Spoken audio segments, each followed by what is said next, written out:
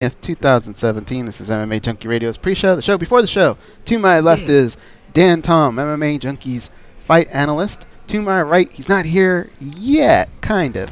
He's at Starbucks, but Andrew Simon will be joining us. He's going to be our in-studio co-host, along with Ali Abdelaziz and Justin Gaethje. Back home in an undisclosed location, not home, in Enterprise, Nevada. It's Gorgeous George. I don't know if he's there yet. And, of course, we have the world's greatest producer, Danny Auto, who has little voice right now. He is in New York, but he's from New Jersey.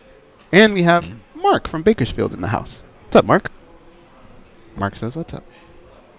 And Mark has the little headphones on, huh? Are you able to hear us? Oh, okay. There he is. That's Mark.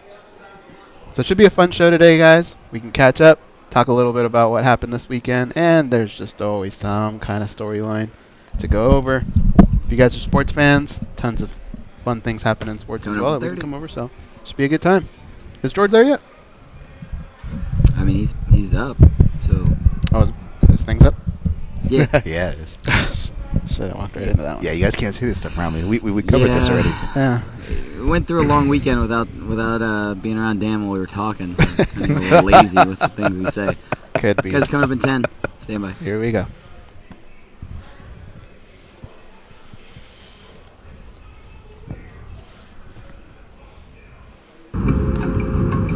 This is your captain speaking. We are making our descent into Las Vegas McCarran Airport. On behalf of our crew, we'd like to thank you for flying MMA Junkie Airlines. Now please fasten your seatbelts and put your tray tables in your upright position because the descent is gonna be a little bit bumpy. Alright, Junkie Nation, it's time to roll, baby, on MMA Junkie Radio with Gorgeous George and Gold. This is what we doing while we do it, baby. All night long, we rollin'! Yes! The MMA Junkie Radio revolution is upon us. Can you dig it? There's no escape.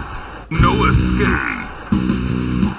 Through the vast frontier of cyberspace and through a sea of stars in outer space. One small step for man, one giant leap for mankind. We've solidified our combat communication stranglehold. We are controlling transmission. With the use of MMA Junkie Radio and SiriusXM satellite radio technology. MMA Junkie Radio. Commence transmission.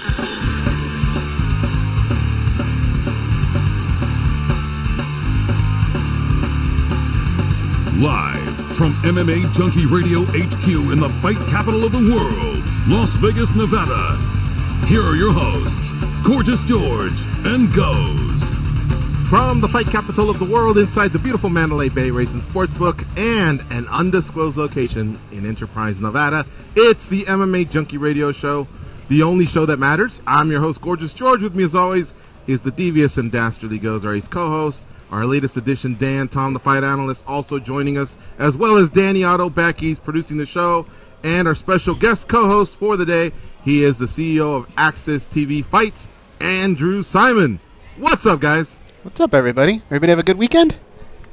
Good. I can't complain. Yeah? Andrew? Awesome weekend. Yep. Oh, I have no mic. There we go. My mic is back, so it was a great weekend. You had a great one? MMA, pro wrestling, a little of everything going on this weekend. Everything was going on this weekend. Yeah, a little SummerSlam and a little, a little MMA from Australia. Did your guys' pro wrestling get you back into pro wrestling? Of course. Well, Brock Lesnar was in the show last night. You got to watch Brock Lesnar, right? So very few people can really just command a room like that guy. They can cross over from MMA to pro wrestling like Brock, so. Survivor Series, right? What was it? Survivor Series. Yeah. He went against AJ Styles, who used to be on our New Japan show. So, special interest for me, a great match from those two guys. I'm not embarrassed to say I watch pro wrestling at 47 years old. Look at you guys cowering back. This is what I do for a living. MMA and pro wrestling. You can't be embarrassed, I went guys. to a show about a few months ago, and it was still fun, just like every other show. I had no idea what was going on, but it was fun. Right now, George is rolling his eyes and like pro wrestling, and I mean, dude, I'm still trying to catch up on that Ric Flair 30 for 30, so I'm behind. I watched that. Did you like that? I did. We dealt with Ric Flair a little bit on our Ring of Honor pro wrestling show right around the time his son had passed away, Reed. Oh, wow. And we you could see what was going on in his life, that it was a tough time. And, that documentary opened a lot of eyes, I think. Rick, living that lifestyle, when you live your gimmick like Rick does, it can catch up with you. But that's my take. Andrew, where was the Survivor Series, by the way? Houston, right? Was it in Houston? I don't know. I didn't pay attention to location. I think it was in Houston. I know it's coming to L.A. next year, back to the Staples Center. So, I'm sure you guys will be there. How much of it do you watch as a fan, and how much of it do you watch as a TV executive?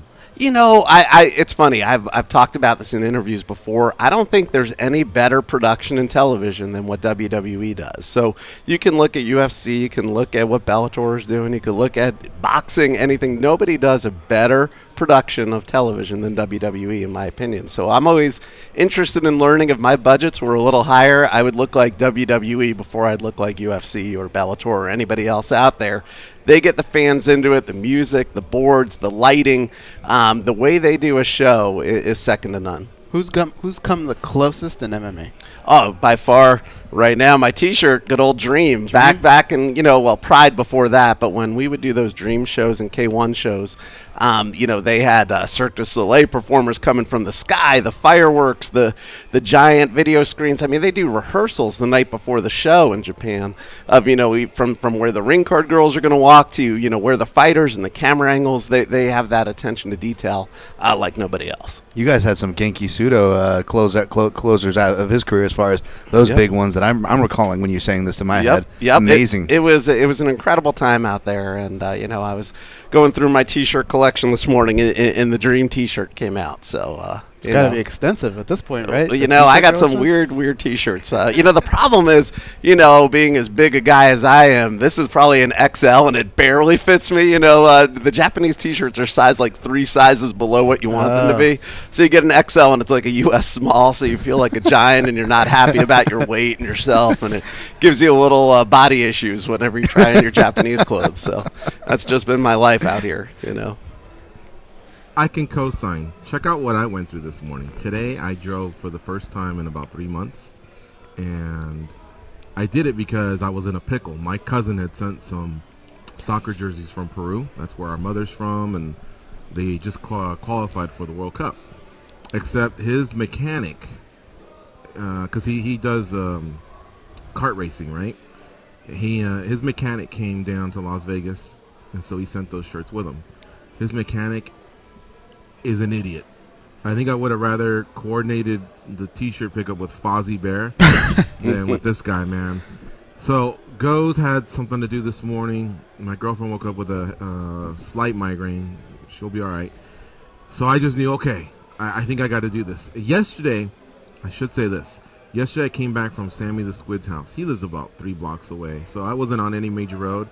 And I did drive yesterday around 10 p.m. Nobody was out. And I felt pretty good, but I thought, oh, man, I can't drive to California. I shouldn't be jumping on the freeway just because my knee's not that strong. I shouldn't be doing this. But anyway, let me just skip to the main part. I sent my cousin some stuff. He loves MMA. And I look at the 2 T-shirts he sent, and there's no way they're going to fit my fat ass. He swears they're XXL. Goes is now medium. And I believe Goes just became the owner of 2 Peruvian That's why I was soccer pumping jerseys. my fist. There you go. Good job. Good George, job. So even, because we know this, we've played this game. All right? I got to ask for like a 6X in Peru. What is going on? If it's one championship or it's our family in Peru, I literally have to ask them for like 6 or 7X just so that I can come close to it hopefully fitting me. Okay. If I ever make it from XXL to XL, then it'll fit me, and even then it'll be a little bit snug. It's the weirdest thing, man. I don't understand why they don't get it. I thought with the United States sending a lot of their textile manufacturing, or whatever, overseas, they all would have caught up by now. Well, that, and then you got to remember, too, soccer gear is always smaller. So you have to play that game. Yeah, I don't know, man. So you're jumping between mediums and larges, too, because that's usually my game. But I've seemed to have eaten my way comfortably into the large. Yeah. But I for the longest time, I was a tweener of a medium and large. Are you the same there, Goes? I'm small and medium. Okay, all right, I gotcha. So more importantly, let's get down to this. George said he drove somewhere but couldn't drive to be with us this morning. Is that what I'm hearing, George? I mean, I don't see you for a while. Usually you're in for a good free lunch. I mean, what happened here? Like you're not going to hang out with us, and you don't want to hang. You drove to go get T-shirts, but not for your job. Is that what I'm hearing? Like, what's going on here? Yeah, okay. So you want an update on my knee, and well, that's the kind way. That's the kind way I'm asking. I asked your brother about a month or two ago, I believe, about your knee, and I remember hearing it happened on a USO World Tour, if I believe. Yeah, and so you're making me look bad, George, because I had to take that call outside. Because remember, he couldn't walk outside to take the call. That's right. Now you're driving somewhere. You're making me look like a liar. That's right. He told me he can't even take a call, and But now I hear you're driving to pick up T-shirts, but you can't be here with us. So let's hear the update. How you feeling? It was just an emergency pickup. And I'll tell you what, when I was driving home, I felt a little bit tired and run down, and I just thought, nah, I'm not ready yet. I think I have a few more weeks, and it's all coming together. I'm starting to walk with a cane, rather than the crutch. I'm getting up and down the stairs a little easier. I've now been able to drive small distances. I'm almost at 90 degrees, which is an accomplishment. That kind of means I can sit on a plane, for example, and so I'm making headway here, but we have a lot of in-studio guests today, and I just thought, well, I'm not 100% just yet, so I'm gonna head back home and just do the show from here. Well, it's no disrespect or no offense to you. No, we wish you a speedy recovery. I'm just giving you a little crap, I mean. Plus, you never really locked in the lunch. Otherwise, yeah, I would have been. I was saying if he Ubers at 12 o'clock for lunch, we'll know what's up. That he heard about Uber and Lyft, Hey, so you never got around to why is the mechanic Fozzie Bear? Because it was the cousin that bought the shirts, right? Fozzie Bear. I told him, I go, listen, he was here for a whole week. I go, can you just go to Mandalay Bay? He's at Circus. I go, can you go to Mandalay Bay and just drop them off? And he said, I'm busy. Because it was like a karting series that they had, right? Mm-hmm. Like the big weekend for kart racers. And I said, okay, well, so he basically put that excuse. He goes, I'm booked through Sunday, but I leave late Monday. So then I told him, well, then can you take it Monday? And he was like, well, I'm not sure because I'll be packing or whatever. And I'm thinking, packing? Like, how long does it take to pack? Like if your flight's not till Monday, you could take it. And he says, well, I'm having trouble moving around. And I told him, I go, well, I don't know if my cousin told you. I go, but so am I. I can barely walk and I can barely drive. So of the two of us, I'm more fucked than you are. And I don't even know this guy, but I was starting to get pissed. And because he wasn't just making any effort at all. I mean, he wasn't even saying, like, meet me at the Mirage or nothing. Just nothing. I'm at Circus, come get him. So it was a pain in the ass, and then, of course, if you really want me to expand a little, when I pulled up, I told him I'd be there between 8 and 9 a.m. this morning. When I left the house, I sent him one final message. I go, hey, it looks like I'll be there at 8:30, Circus, main valet. He didn't answer. Then when I got there about 8:25. I go, I'm here a few minutes early, but I'm at Circus valet. Please come down when you get a chance. Dude, I didn't hear from him till like 8:50, and then you know what he had the nerve to say? Let me see. I think I still have the message right here. I'm going to say it first in Spanish so the bilinguals can laugh. And then I'll say it, I'll translate it in English. He told me. I can laugh? Yeah, he wrote, Recién me levanto, me ducho y bajo. So not only was he already about 20 minutes late, he said he just woke up. He's going to take a shower and then head down. Jesus. Wow. And I told him, no, head down now. You could take a shower when you get back, please, I told him. And then he goes, all right, and even then it still took him like another 15 minutes. He couldn't find it. I'm like, there's these two fucking clowns hanging outside of the Circus on a main street called Las Vegas Boulevard. I'm at that valet. He was at some other valet. So it was really, really a pain in the ass. Listen, buttface, I'm in no mood to deal with an idiot like you. Should have told him that. In fact, stun gun him. There's my stun gun story. That's your stun gun? Sure. That's good. That's good kick off to it. There we go. All right. All right, folks. So this weekend we had some shows, and we'll definitely, get to all of them at some point. And there's also, that news and drama, I guess, that keeps the sport going, or at least, I don't know, the traffic proves that it does. People are interested. Andrew Simon, where do you sit with this whole thing that happened with Conor McGregor? I'm a few weeks late on this, but you're just there today. But I still want to know, as someone who was constantly cage side or ringside for events, when he leaped over the cage and did what he did, and I know you've almost seen it all, talk about that through your eyes as a TV executive, how bad of a no-no that was. Oh, listen, it's inexcusable, right? You had a fighter that was down and injured, and Conor jumped in and interfered with the referee and medical people getting to an injured fighter, right? So, you can't have people that are unlicensed, unsanctioned, jumping cages, whether they're, a celebrity or not a celebrity, or one of the biggest fighters or in a camp.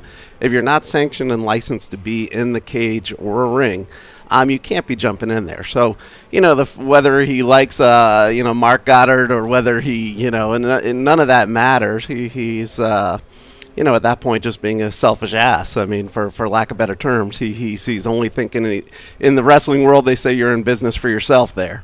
And that's not appropriate. And also, are you taking away from your friend's victory at that point? This was not about him. This was his, teammate won a fight, and then it comes all about Conor McGregor. And I don't know if that's a good friend either at the end of the day. And, Conor could light me up or whatever. But if I had a big moment in my career, I wouldn't want Mark running into, the camera angle and pushing me to the side and jumping up and down and being about Mark Cuban. He'll get more press than I would. And I don't think Mark would do that either. So you kind of go, what was his point there? Maybe he wanted to get suspended. Maybe he didn't want to fight. Maybe maybe he can't control himself and is doing something else. So, whatever it was not appropriate. And, but it puts UFC in a bind, right? Because he allows them to pay off debt service, and he's their biggest financial draw. And it wasn't sanctioned by anywhere that UFC does business with. So, what does UFC do, right? I mean, if you're running an ongoing business, your point is to make money and pay off your debtors and pay off your financials. So I'm not sure what UFC does in this case, because, on the flip side, they want people to honor their suspensions. If they suspend somebody for USADA, they don't want, ONE FC going, well, we're not sanctioned by the same people you are. We're going to use this guy. And so I think you have an interesting dilemma for UFC. But can I ask you something about with Mark Cuban? Yep. And the Dallas Mavericks, okay? That's what you picked up from all that of my Conor McGregor analysis, Mark Cuban? It's going to come back to that. Okay, let me hear it. I'm sure every person... Look at Andrew trying to defer the talk away from the 2-12 Mavericks. Yeah, probably 2-13. They actually got a win the other night, I thought, over the Bucks. But go on. All right, well... Okay. With the personalities in the NBA and on his team, I'm sure there's got to be a few that have clashed throughout the years. Sure. A guy like Conor McGregor with a personality like that, if Mark Cuban ran the UFC, how do you think he would deal with a guy like Conor McGregor? Do you think it's the type of personality that maybe he would just play off of and have fun with? Or do you think at some point he would have to check him? And if he did, how could he check him? Because that's what we've been trying to figure out. Well, he's had that scenario, right? We had Dennis Rodman on the Dallas Mavericks, and Dennis was as big an antics as Conor McGregor. And what Mark did was at one point he gave him a TV show on HDNet called From Geek to Freaks, where he took women who might have been less outlandish and wearing glasses and nerdy and made them more Vegas nightclub people. And so, he did that with Dennis. He had Lamar Odom, which was an issue at the time, and everything with the Kardashians going on and trying to film like Chloe and Lamar or whatever they were doing at the time over in Dallas. And, he had to go at halftime and tell him your behavior's not acceptable, and, whether Lamar would be part of a team. So I do think Mark's had to deal with that and check that, because if you're ruining your brand and your enterprise for one person, it's not acceptable. Now, with the UFC, listen, Conor is their biggest star right now, and Ronda is their biggest star. You do things differently sometimes for your stars, because sometimes you have to. And in this case with Conor, I just don't think that you can allow that. Now, what could they do? They could give him a 6-month suspension, and maybe he wasn't fighting in December anyway, and it doesn't matter, right? So it's more visual than an actual anything that would hurt Conor financially. But again, I just think when you're an owner of a team, you have to do something, or when you are you have an enterprise, but there's also the business necessity. You got to make money to pay the bills. Is he bigger than the UFC? Of course not, because his shelf life expires. So at some point, listen, whether it was Anderson Silva or George St. Pierre or Ronda Rousey or Brock Lesnar, the biggest financial draws are not the biggest financial draws. When you take a look even at MMAjunkie's power issues of the USA Today rankings of power in MMA, the top 10 changes every 2 years. So, so nobody in this business is bigger, because you typically have a shelf life of 2 years to be on top, unless you were Lorenzo, and they're not on the top 10 and now anyway, right? Or, and now it's Dana or Ari and those guys. But to be on top as a fighter in MMA for more than 2 to 4 years would be very unlikely. I really want to go back and look at that issue now. Now I'm starting to think of names. Joe Silva's gone from there. Yeah, Joe Silva would be gone from there, and Bjorn Rebney would be gone from there. And then if you take a look, it was Anderson Silva, probably George St. Pierre, Ronda Rousey. So you just have to take a look, and if you're a business person, you think that way, right? You go, hey, there's a shift in the cycle every while, but when you owe debt service, you have to find a way to pay it. So currently they don't have a substitution. So for another 12 months, I think Conor will be there. And who knows, if he fights Nate again and he loses to Nate again, what would happen? It's a good point. My head's running too. I actually came across that issue, Goes. There you go. I'm in the office right now, and I'm kind of looking, but it's kind of a mess. But I actually saw it about within the last 3 months. Oh, yeah? Andrew Simon's in there, and Andrew, I think you and Mark were considered one, right? Because you guys were considered number one in our own minds. Sure, we were. We were the. Do you remember where you ranked? I have no idea. But come on. But were you ranked separate or together? I think we're together, probably together. like as. Okay. But we're still around, right? And so are you guys, right? We've all been doing this for over a decade, and have been fortunate enough to work in an industry we love.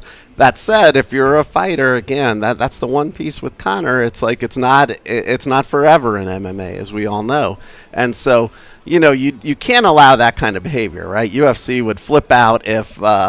I don't know if a big country jumped the cage from Bellator now into the UFC cage and started a ruckus and pushing one of their referee, Big John, at their fight. It wouldn't go over in their world. So why should Bellator have that? Now, that said, Bellator did a lot of publicity for that, which also you can take it or leave it, but clearly that they were looking for ratings, because at the end of the day, the TV business is about money and ratings, and that piece that you got to have people watch your show, otherwise there's no show anymore. So, Andrew, who do you think are the most powerful people in MMA? You don't have to rank them right now, 1 to 25, but give me like 5 names.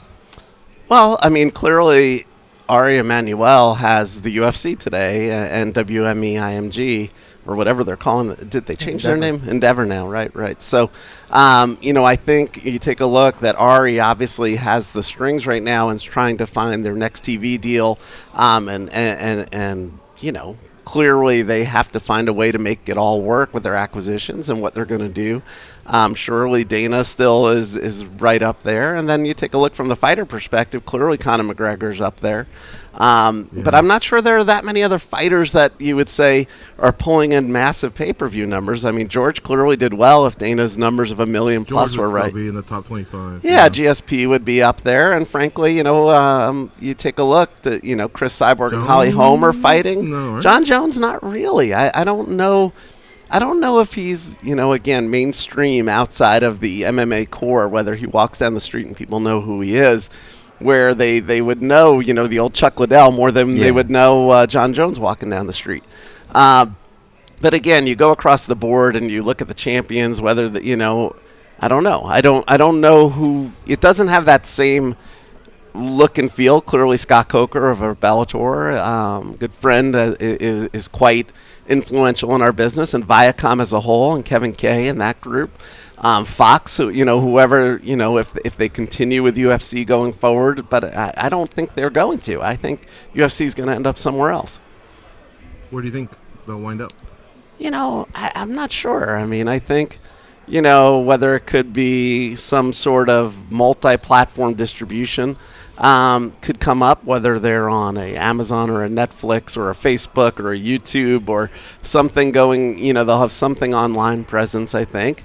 I think they will have a TV network, and maybe Fox keeps a piece, or maybe it's a Showtime, or maybe it's a another network, if it's a CBS or NBC. I'm not sure. But, I don't think Fox, originally the number was, 400 or 450 million, then went down to 250 million a year. And I don't know that people are going to pay that in today's TV world. If they do break it up into different TV channels. Sure. Would Access TV have a shot at some sort of a package? We could always have a shot and take a, we're open to entertaining anything. That said, I think the numbers are too big for a network like ours. We're an independent TV network, and those numbers will probably be outside of our range of what they're going to be looking for. But even if you just committed to, like, the ones that are maybe the tough and out, Brazil this weekend, or excuse me, Australia this weekend. I know, for example, PBC was all over the place, but a lot of people wanted their hands in it, 2-3 years ago when they first started. I think a big piece is, where does PFL end up? Where do you think they're the Professional Fighter League World Series? Where will they end up? If, again, I have to admit, I haven't seen what they've been doing lately, and I'm not sure where they've been lately, or if they're just waiting to see what happens next year. So I don't know enough. Latte popped up on NBC Sports. Did you see that? I did not. Yeah. But NBC Sports did their last show on NBC Sports, and yeah. So I'm thinking, if they keep PFL, are they starting to warm up to mixed martial arts, or is that the replacement for PFL? Right. Who knows? Yeah. I don't have all the. I don't know if Ali has any answers from his old connections. Maybe we'll ask him a little later. What's going on over there? I got a question for Andrew, if I could. Speaking of the TV deal and their business model in general, I often say on this program, there's too many shows, and maybe we're serving a little bit too many masters. And with this deal, coming up, if they do even diversify further, you talk about incorporating a stream to go along with their TV service. Do you think they run into danger of serving too many masters, or is there any kind of with your experiences that you can lay some insight into that? I think the biggest issue for a UFC is just finding where the show is. Again, I do this for a living, and I'm happy, and I love watching MMA, and sometimes I'll miss a show if it's on FXX or FS2 or FS1, or is it on Fox? Is it on Saturday? Is it on Sunday? Is it on Friday night? Is it not having a, Sunday, I know football's on at 10 a.m. in Vegas, and I start my football on Sunday. I know something, but they even went too much, right, with Thursday and then from Mexico City, and you got a weird show. But the commitment for the NFL on Monday, Thursday, Sunday was a little too much as well. Do you want to give up 3 days a week to keep up with the NFL? And that's the big issue UFC has, is how many shows are too many that you're asking your core base, and especially on pay-per-view. Again, pay-per-view is great, and the issue is just, how often can you make that fan base do it, and how often are they stealing at that point? Because it's so easy to get a free stream if you want to, and anybody savvy enough knows how to.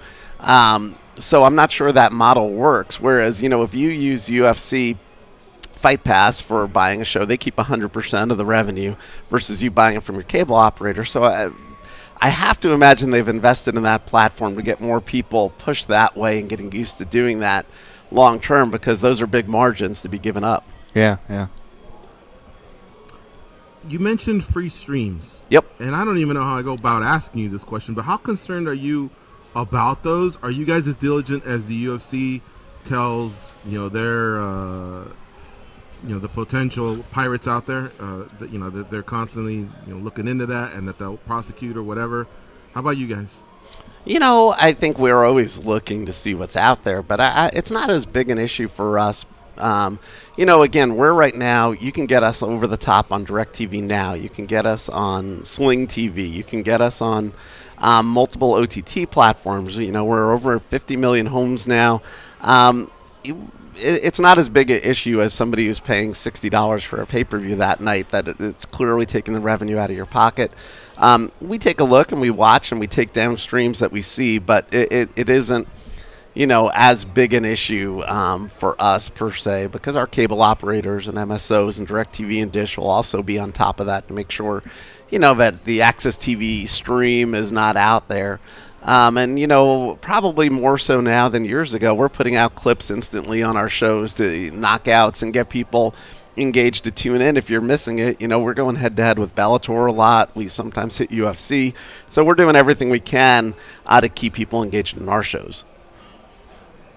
All right. That, folks, is Andrew Simon, the CEO of Access TV Fights, which, by the way, had a fight card last weekend, CES 47, that had a ton of finishes. In fact, I think the whole main card was all finishes, and I know on Saturday people were complaining, oh man, what the hell, the longest fight card ever, UFC Fight Night 21, their main card had all decisions. So you never know what MMA will bring your way. We'll recap all those results when we come back. Bellator 188 also took place between Lahat and Labiana. Remember that their title fight fell off, so we'll recap all that. And I also got one really important question I've been dying to ask Andrew Simon. So stay close, folks. We'll be right back. It's MMA Junkie Radio on SiriusXM Rush 93.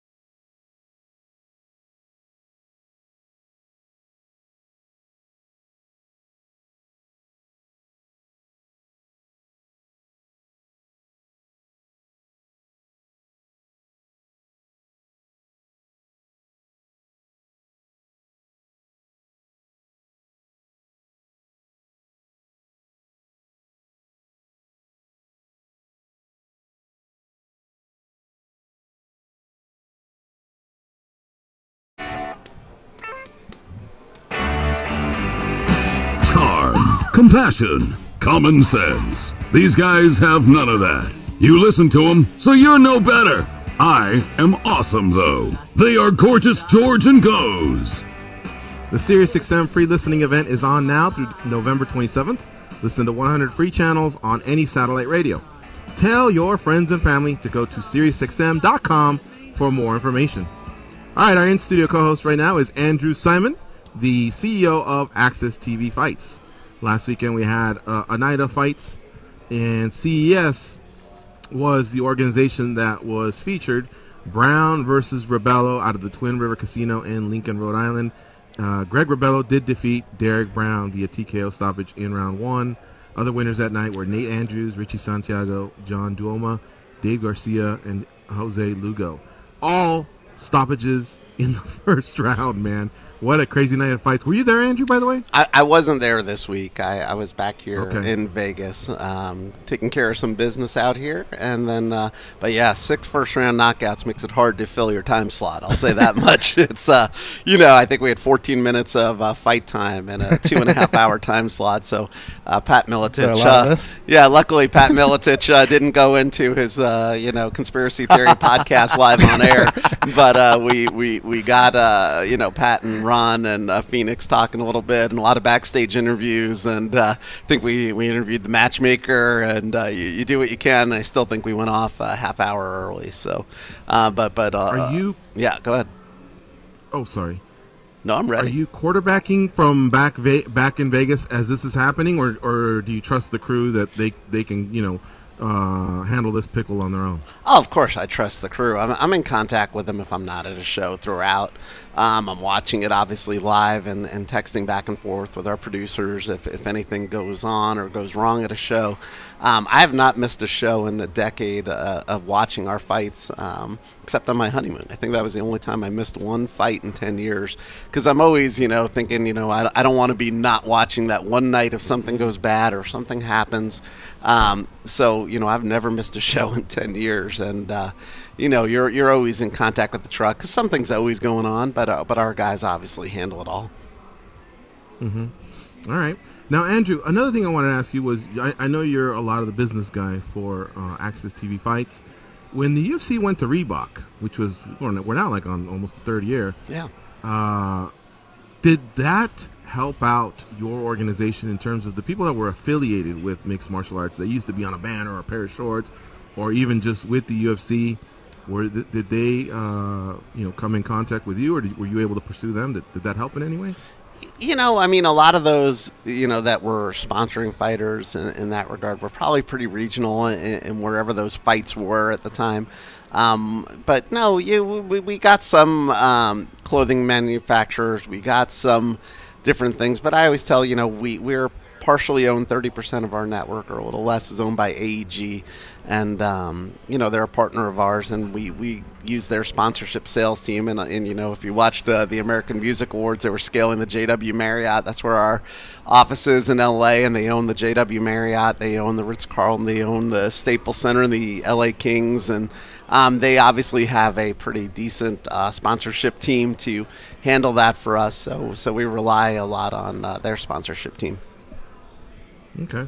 And then the one last thing I want to ask you, and then we'll talk more about the results from this past weekend. By the way, we also have Ali Abdelaziz and Justin Gaethje coming to the studio in the second hour. All right. Dana White Contender Series on Tuesdays. They had 8 straight weeks. And honestly, I felt like it was a home run for them. I thought they did well with it. The fact that somebody got a UFC contract, sometimes maybe even 2, I thought made it, compelling television, or in this case, streaming, whatever. Did that in any way impact the business that's done on Access TV, where for many years, and still continuing, it was very highlighted that LFC and RFA, now known as LFA, were just funneling, a lot of prospects into the UFC almost on a weekly basis. You could almost count on the fact that the winner of a co-main event or a main event, or both, could possibly be looking at a UFC contract. Did Dana White's Contender Series steal a little bit of that thunder from you guys? Yeah, I think it's a little bit of a middle stop. In some ways, it's none of those guys, they're signing one-fight deals. They're not going to contracts there. So, it's a risky venture for some of these guys, I think, to take that fight. You know, because if they don't perform there, I think it's a long road back up, so you better be very confident you're going to go in and win that fight. I mean, and sometimes when guys win a fight, they don't get that contract either. Like, we have a show coming up on the 15th, and Ricky Simon's fighting Chico Camus, and, you know, Simon, you know, came off a win on Dana's series, and he's 10-1, and he's going to fight Chico Camus, and sometimes you get wins, and maybe that brings a little more profile when they come back to LFA, a win off that series, and sometimes they sign our guys, which, you know, again, is the ultimate goal of the LFA, is to get guys to the UFC, so it's not killing us, not hurting us, but sometimes I wish if a guy wasn't quite ready, they'd stay around for 1 or 2 more fights, versus getting put in that contender series and coming back, because with a loss, we're not rushing to put him on air. So, you know, you have to feel pretty good when you go to that series because you're not getting a long-term contract from the UFC. Also, for many years, we would see, well, for one, you all own the footage, right, from these organizations? We have the rights to the footage, yeah, in perpetuity. Right. So, like a Holly Holm, when she first makes it to the UFC, and they're showing her head kick KOs from Legacy, that's lucrative for your TV channel, correct? Well, they would have to get those rights from us to do that. Oh, okay, so it's not per fighter; it's just overall rights. No. They would have to come to me and say, "Hey, we want the knockout from Holly Holm. Are you guys good with it?" And I might say, you know, for this particular show, you can use it for this period of time or at this rate. If we were to do that for them, right. And so once she knocked out Ronda, does that mean the legacy ones become more valuable because it shows her even before she got to that stage? Or does the knockout of Ronda now become the highlight that gets shown, therefore they don't need your highlights anymore? Yeah, I think there's a little piece of that. At one point I remember I got calls from, who was it? What's the local show, the amateur show? Tough Enough? Tough Enough. You know, they had a lot of Ronda footage, and I was talking to them, and Ronda was, you know, and UFC was looking to buy that footage, and he was like, kind of, hey, Andrew, what do you think? And I'm like, well, you should maximize it, because someday that footage is going to be worth nothing, because they'll have enough footage that they won't need your footage. And I think the same thing happens that, you know, if you have Holly doing 10 head kick knockouts, that first one doesn't matter as much as when you're building a star. So you have to maximize that value when it's hot, you know, and before they have their own footage. You know, same thing for, you know, a Bellator when they get a UFC fighter, right? You know, Bellator doesn't, you know, UFC's not going to hand over a ton of footage on, you know, different guys, Ryan Bader when he comes over or anybody else. So I think, you know, you either can license it or pay for it. I always love seeing that. You all see the guy doing the shadow boxing. A lot of shadow boxing in front of the camera if they don't get those rights, right? That's right. A lot of or you go to their gym and shoot, you know, some stuff and shoot some interesting pieces. But, you know, that's an expensive proposition to go out and shoot every week. A lot of footage of guys. It gets expensive, you know, to go out there. You know, let's just say it's $5,000 a shoot. You go to somebody's gym for the week and talk to them, and then, you know, 1 out of every 3 fighters falls off the card by the time the show comes around, and that $5,000's in the toilet, and you multiply that 40, 50 times a year, you're talking $250,000 loss. So that's why you don't see as many features being shot as you did in the old days. Can you ever share with us an idea of what it costs for, you know, for you to sell those rights or whatever you call them to a major organization like UFC or Bellator? It all depends. I mean, you know, if an organization is friendly with you with footage, you're probably going to just lend them the footage if it makes sense. You know, for example, you know, let's just say Bellator needed footage, and we have an arrangement to trade footage when needed on certain shows. If you know if UFC, for example, let's just say somebody were to come back to our show. I'm trying to think of a good example, but, you know, maybe like Chico Camus. Are they going to give us all of Chico Camus's UFC footage? Probably not. So when they call and need our footage, you know, it's okay if you want to license it.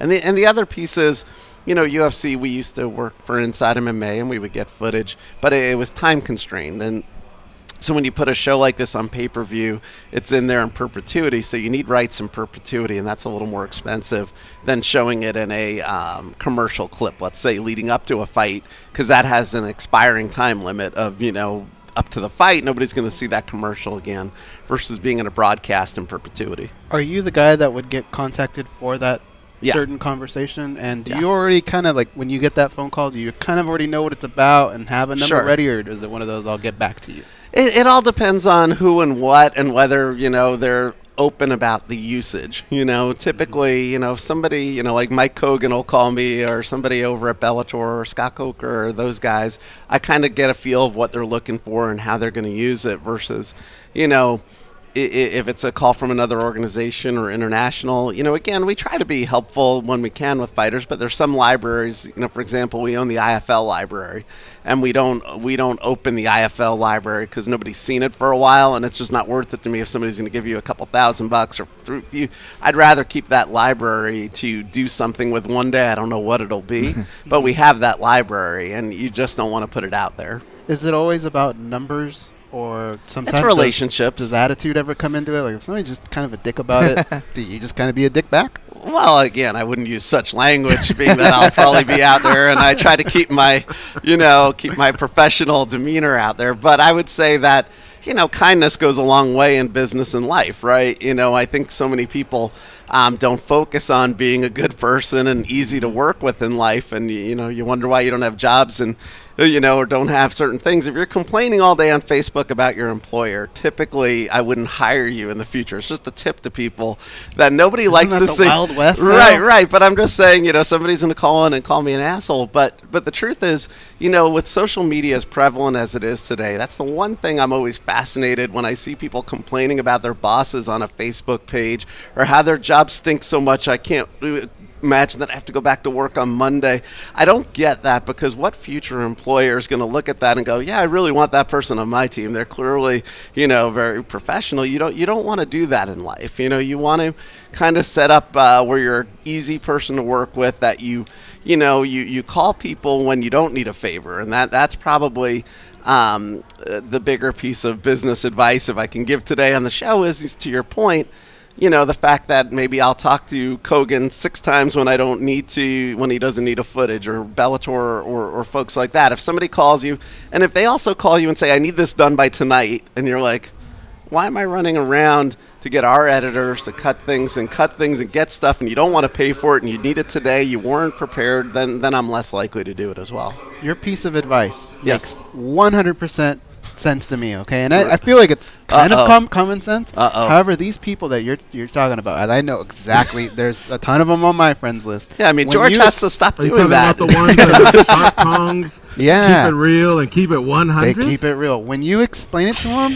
I would say maybe 1 to 2 out of 10 go, hey, you know what? You might have a point there. Of course. And the rest of them don't give a crap. No, man. They don't care. But are they at the top of their organizations? Mm-hmm. Are you ever going to rise up somewhere or get to that next job if all you're doing is bitching about your current employer? It's just not a good look in the grand scheme of life, that it just typically doesn't serve you well. Could it have served somebody well? As in to call in and tell me they got 8 new jobs because they yelled about their previous employer? I'm like, great.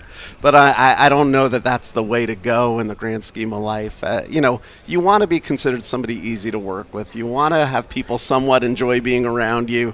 You don't want to, I'm sure you've had some guests that are great and some that aren't, right? And do you want the guy who cancels 4 times coming to your show? And it's not fun, right? So that's my 2 cents worth. Yep.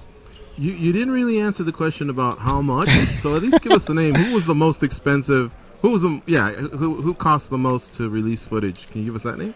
I think probably when we've used, if you take a look, whether it was a Halium or a Fedor or certain footage that, again, if it's a time, but we really don't make our business on licensing footage. That's why I don't really have a strong answer. It's not like, we have a division devoted to making this a profitable business. It's more of a favor to somebody else. If again, when we had Inside MMA, people gave us clips from all over the globe, so I try to do the same. Probably the hardest piece is when you get, I'd say at least 10 to 20 times a week, let's just say an up-and-coming fighter's filming a documentary on themselves, and they want all their fight footage for free because they don't have money, and then they think you're an asshole because you're not going to give them rights in perpetuity from our library to be in their, Friends documentary, and then they go blast you. It's like, well, we spend hundreds of thousands of dollars on a show. We're not going to give you footage. And they're like, well, I fought, but that's not how it works. It's not like, NBC does a TV show of Friends and goes, here, Jennifer Aniston, the library is yours to do whenever you want to do a documentary. Use our. It's just not how business works, and explaining that sometimes is difficult. But I'd say those requests are the toughest, or international broadcasts. Sometimes international countries will ask for footage for free in perpetuity and don't want to pay anything because they say, and in that scenario, it just doesn't benefit us to give away, 15 minutes of footage with somebody we've never worked with for a network that wants it in perpetuity, and it could be somehow brought back and be online in perpetuity if they don't watch, where their broadcasts go. So that's it. What's that? In these conversations, you ever been threatened? Does it, obviously it's a lot of tough people we deal with that play the role of fighter/promoter. In any of these conversations, has it ever gotten hairy for you? I've gotten calls from people in prison before about, what I should do with a deal and other stuff. I've gotten calls from, obviously we dealt in Japan. We've dealt all over the world. We've had a very we've dealt with everybody across the globe. I've never really felt concerned, to be honest. I also don't have kids, so I guess maybe that's part of it. I wasn't worried about anybody's safety, and but no, listen, I think I'm a fair business person, so I've never really been concerned. Even if somebody says something stupid, or you don't really take it too personally. I don't take business personal. I guess that's part of it. That. To me, there's a deal to be made or there's not a deal to be made. And here's the contract. And if you want to honor it, if not, well, then that's your prerogative. And then we'll see what happens. And you just try to be fair to people, George. And so you don't really get into those situations if you don't get worked up on minutia, The Lakers have a player named Kyle Kuzma. He's a rookie. He's really good. That call you got from Japan, was it from somebody that represented a group similar to the name Kyle Kuzma? No, I didn't get a call from Japan from prison. It was I thought you said no. That was a different call. For some other rights for a show we had at the time. But it's that's a whole other situation with the Ball family and Donald Trump if we want to get into that. But he played for my UCLA Bruins for a while, and now UCLA's in the news, unfortunately. Do you really want to bring up UCLA right now? After this weekend, well, you guys didn't cover. I know that much. So SC. I'm sure you guys bet SC and look bad, but UCLA I think was a 16-point dog this weekend, and they covered at 5. So, being that we're here in the Mandalay Bay Sportsbook, this is where we like to discuss sports lines as we do this as well. Let's take a break. The producer's here. You're listening to MMA Junkie Radio on SiriusXM Rush 93. We have Andrew Simon from Access TV in the house. Stay close. We'll be right back.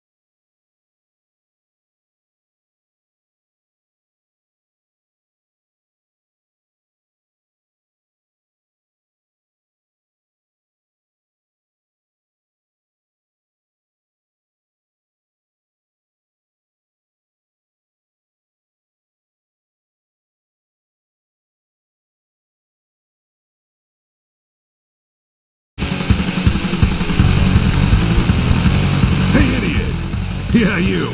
Can you please tap that rather large fellow on the shoulder and tell him it's time for more MMA Junkie Radio with Gorgeous George and Goes? Thank you. Look, stuff went down this past weekend. I'm not going to dance around it. Congratulations to Eric Shelton, Adam Wischerak, Nadia Kassem, Frank Camacho, and him and Damian Brown had a great fight. Oh, yeah. Taya Tavaisa, Nick Lentz, nice upset there over Will Brooks. Ryan Benoit, vicious head kick over Ashkan Mkhitaryan. Alex Volkankowski dominated Shane Young. Elias Theodorou. I didn't think it was a sweep like that. I thought it was a closer fight, but he actually got the unanimous nod from the judges over Daniel Kelly. The crowd was booing there.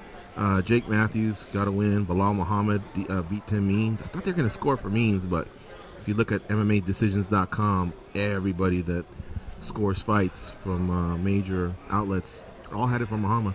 Jessica Rose Clark rained on Beck Rawlings Parade. Fabricio Verdum defeated Marcin Tybura via decision. I guess because there was so many decisions, maybe that's why there wasn't much pop here over these results, you know.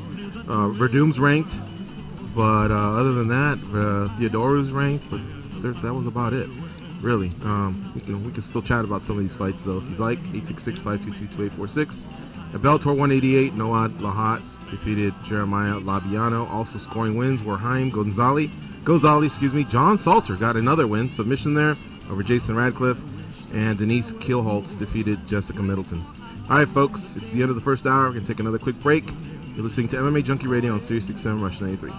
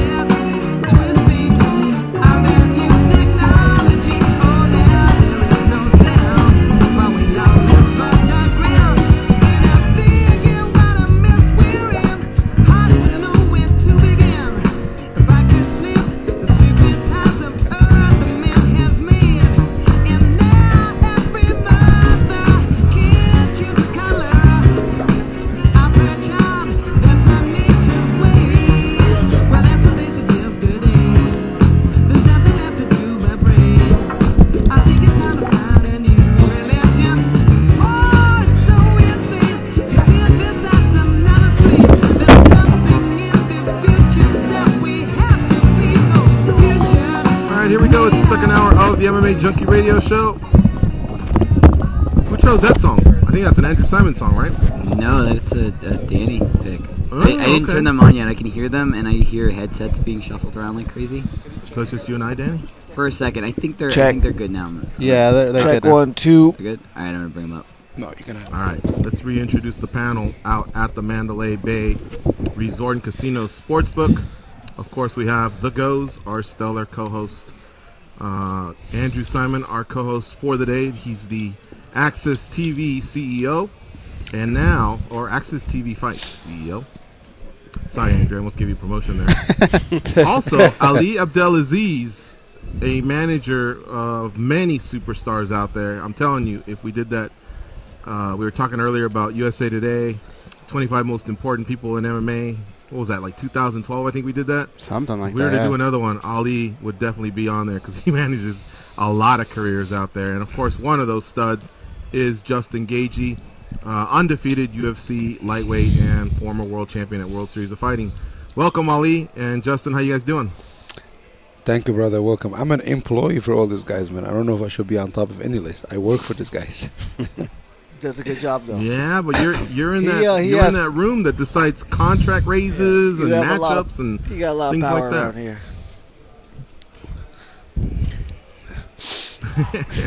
Hi, Justin, how you doing, man? You're the guy that's going to be fighting here in a couple weeks in Detroit. I imagine. 12 days.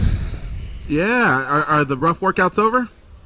Nope. Last week of training is that's actually what I'm here for, is to get it in. Had to come out here and get some training partners. I got great training partners back home, but once I get towards the end of the camp, they don't show up anymore. Now they don't want to be part of that highlight. No, they I got great partners, but they got fights too, so we can't beat the shit out of each other too much. So I got Justin, are you going to maximize the UFC PI, or are you going to head to one of the Las Vegas gyms and train there? Nice. Yeah, I was at the PI this morning. I went and ran a couple miles, and then we're going to go to Extreme Couture later and get some sparring in, get around with Ali, and then Dan's going to get some, and then Alexander Almeida's going to come in. So yeah, it's going to be good. I'm 4 years old, man. This guy, he's like, every time I come here, I have to give him 1 round or 2 rounds, and I'm beat up after that. Hey, you guys all know Ali. I tell him not to do it, and he says, "Oh, you don't think I could do it?" So then he gets in there. He'll kick any manager's ass out there. I'll tell you that. I'll kick some. I'm gonna kick your ass today. He's gonna try. You got Eddie Alvarez ahead of you, but before we get into the fight itself, tell me about this season of Tough. It's winding down. They're in the semifinals. Each coach has, 2 fighters there. Tell me about the season. Did you enjoy it, and do you enjoy the way it's coming off on television? Yeah, I had at first, I was home for 2 days, and then they called me and asked me to come back for 6 weeks. So I said yes, and then they told me it was girls, and I was like, oh snap. I don't know about that, But I worked with Rose, and hindsight, I am so happy that I got to work with females, and especially. A group that are going for a world championship in a new weight class in the UFC. Every single one of them was there to work, there to get better. I think if it was a house full of guys, we would have had a lot more drama and a lot more bitching. So it was amazing how they all showed up to work every single day. I never heard no complaints. Mm-hmm. And is this going to be one of those where you think you have lifelong friends and possible training partners? I mean, I know it's a different weight class and all that, but sometimes there is the crossover between lighter weight class males and some of the females that are out there. So categorize that, or does everyone pretty much go their separate ways? Yeah, I mean, I'm a fighter first and foremost. I'm not a coach, so I definitely you go through that much. You work that hard with somebody, and we were there for 6 weeks straight, 7 days a week, training 4 hours a day. So yeah, you definitely. Gain relationships, and I've definitely kept up with all of them. Tried to, this sport is mental, so I try to shoot a message to them every now and then, just make sure they're on top of their training. And from day one of the competition, I told them that they are in control of their own emotions, and if they go in there and let somebody else control their emotions, then that's their fault, and they're not going to win. So they've done a post show.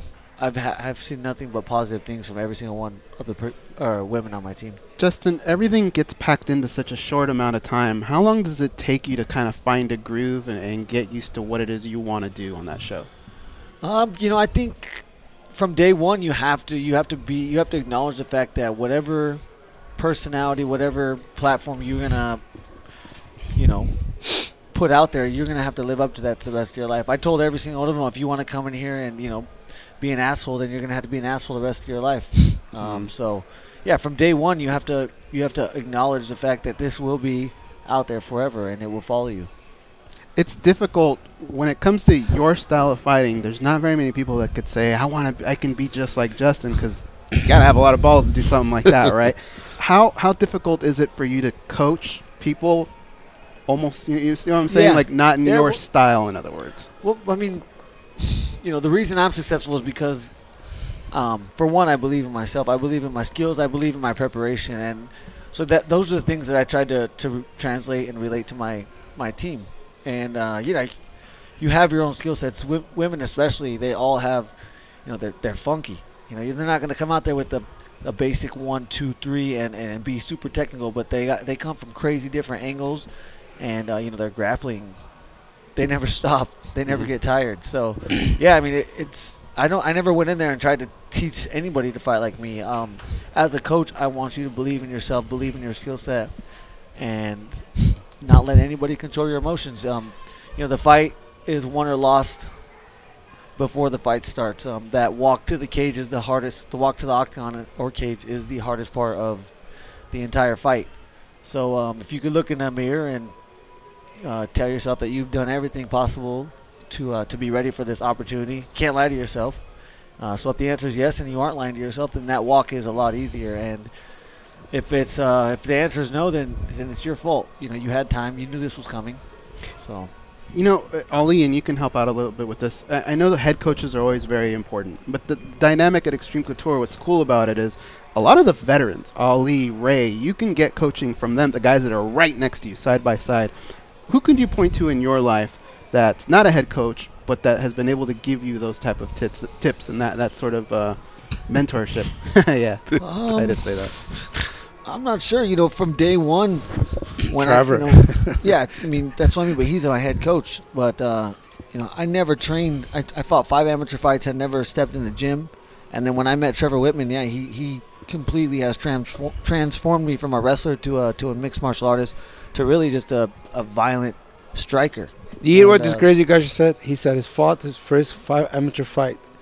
Never trained MMA before. I had never trained, never been in a street fight, never wrestled. I wrestled since I was Never 4. been in a street fight either? No, not in one. In college, there was a couple huge brawls at parties where I definitely was in the middle of them, but trying to break them up mostly. Yeah. Yeah, I mean, I don't know. It hurts. Win or lose, it hurts. So I definitely didn't like to do it for free. And wrestling, I wrestled year round. So I never needed to go out and prove myself to anybody. Every day I went into the wrestling room and tried to break myself. So that's where I'm at. Let me talk about something about Justin. Don't mean to interrupt you. Like a lot of athletes, they train, they fight, they learn stuff in the gym. But certain things for a fighter like Justin, you have to born like that. Like some people born fighters. You know what I'm saying? Like guys doesn't go away, like Justin or Frankie Edgar or some of these guys. You really have to kill these guys to kind of, everybody thought with Justin, every fighter like rope it up, almost going down, almost going up. But what make you keep going is mental and heart, and something you're born with. I think something in your genetics, and I think, of course, you have to have the conditioning, you have to have the skills, you have to all this thing. But I'm going to stop the show right now. I want to give a shout out to my friend, my brother Dan Iggy just signed with the UFC. Yeah. He come here like every time, and his time coming to be on this panel very soon. Because should have got it at the Contender Series because he fought his ass off. That was a good fight, man. Yeah, everything happens at the right time. Like he's one guy too. Like he's not the most technical, not the most but at the end of the day, you always have to kill him to beat him. Yeah. Same as Justin too, But at the end of the day, like Justin was saying, preparations, training hard, but certain things as a human being we breaks. But certain human beings that don't break. But I think people don't break.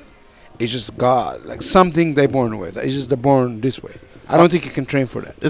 Is there anybody on the show? Because, you have a relentless work ethic. You came to Inside MMA years ago. I already knew you were going to be something. You could see it, that you wanted it more. Yeah. When you're coaching people on that show, do you see some that you go, man, they got it and they don't?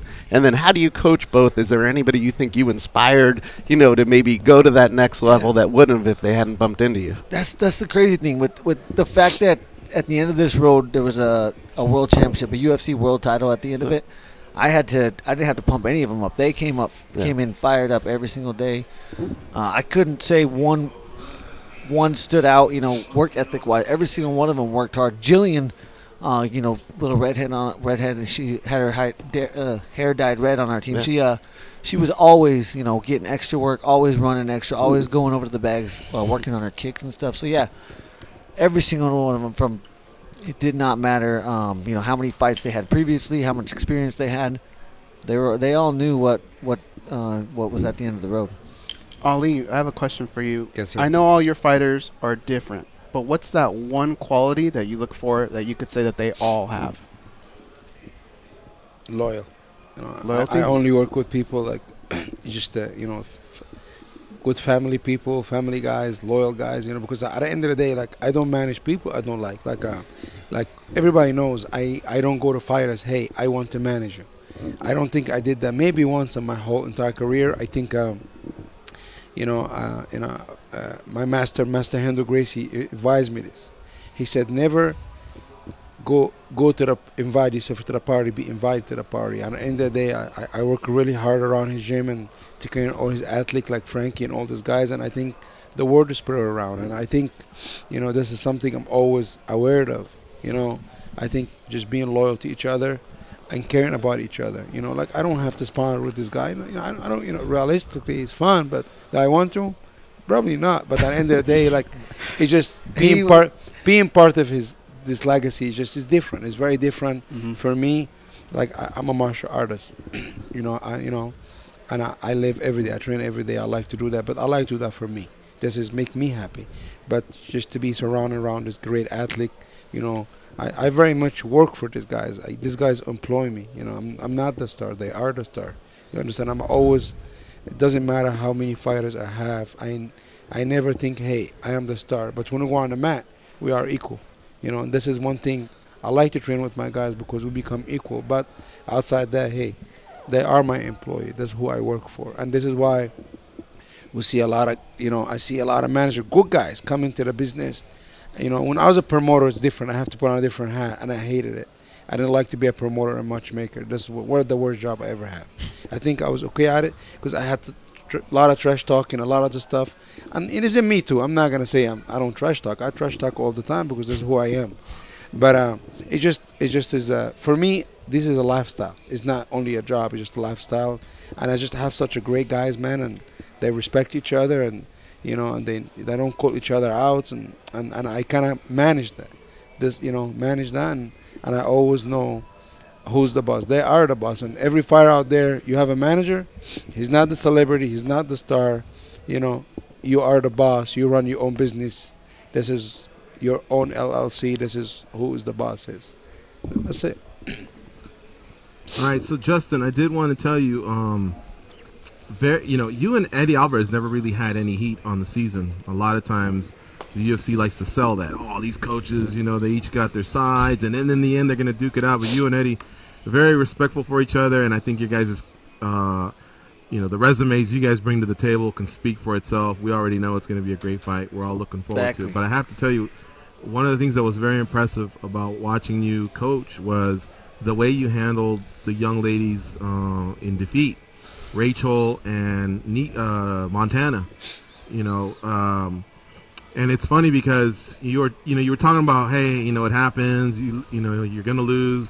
But the funny thing is, it's coming from an 18-0 fighter who's never lost in MMA. So you technically haven't experienced it yet, but I think everybody knew what you meant, But how tough were those moments, just, having to be there? And were you comfortable there? Because you seemed pretty natural, but at the same time, like I say, I just don't know what was going through your head at the moment. Yeah. I started this journey at 4 years old.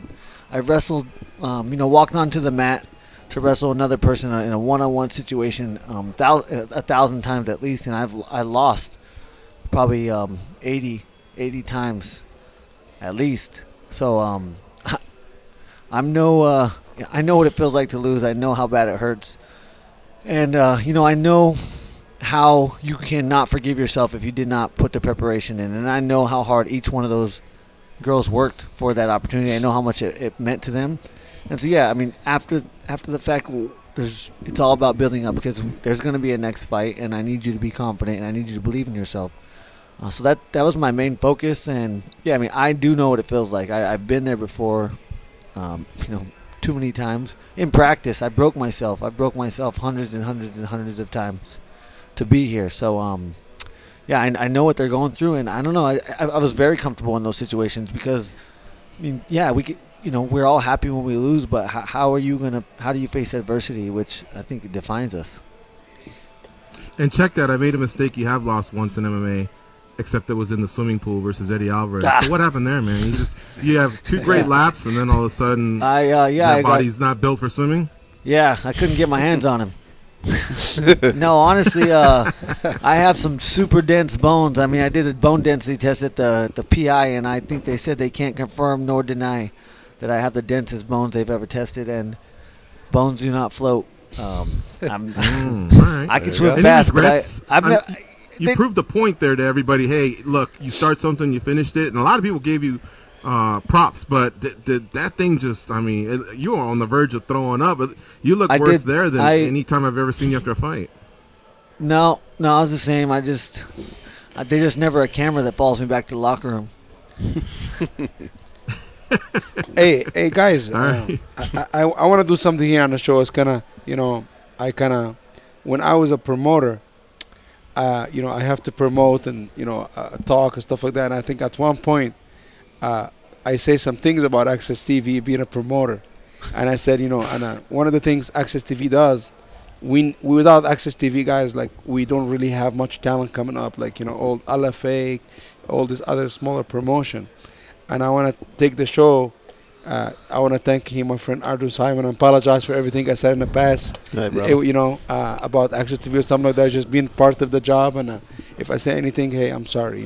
Hey, not a problem. I remember after, I think Sean Lampman brought us to a neutral lunch on neutral territory to try to work things out, because again, before you guys came on, I was talking about, hey, listen, you got to be fair to people in life, and I really don't hold grudges too much. And again, I think I saw you at the Contender Series. I got no ill will. But in a way, but it's like this. Like some people, if you beat me up in public and you come behind the door and said, hey, I'm sorry, but I think as a man, just I'm a father. I want to become a better man, and if I said it publicly, I want to do it publicly. Just make me a better man. Not a problem. I appreciate it. And Mick Maynard vouched for you, and I respect Mick. So Mick had already told me good things about you offline. So I think. And Justin wouldn't have you as a manager if you're a complete asshole. No, so Justin's a cool dude. And although I need a somewhat of an asshole to negotiate my contract. There you do actually. See, and that's one thing people don't get. To your point. When we were talking business earlier, not everybody has to like you in life. That's not the most important thing. But they have to respect you and that you're fair. And you want a manager that will be firm. It doesn't go,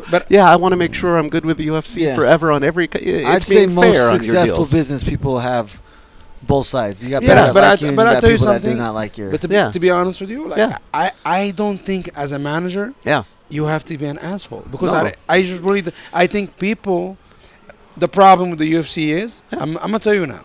Like, you get a guy like Mick Maynard. Like, everybody got used to Joe and Sean. They are so mean, but now Mick, but they are really honest, good human being. Right. Like, nobody's more honest than Sean Shelby. It's nobody. Right. But Mick brings certain kind of demographic. He's so nice and so polite, but people respect him so much. Yep. He will get shit done. That's right. Like, for example, the problem with Dana and all these guys, they don't respect 95% of the match. They don't respect. And one of the things you have to establish, these guys have to respect you. We can be friends, we can be cool, but at the end of the day, guarantee you, everybody said me and Dana White, love you, nobody have more fight or argument with me than Dana, but I keep it behind closed door, nobody about it. I don't take it to the media, because he's a man, I'm a man, a lot of ego getting forward, and I tell you, he always did me right. That's why I need to have beef with him. For what?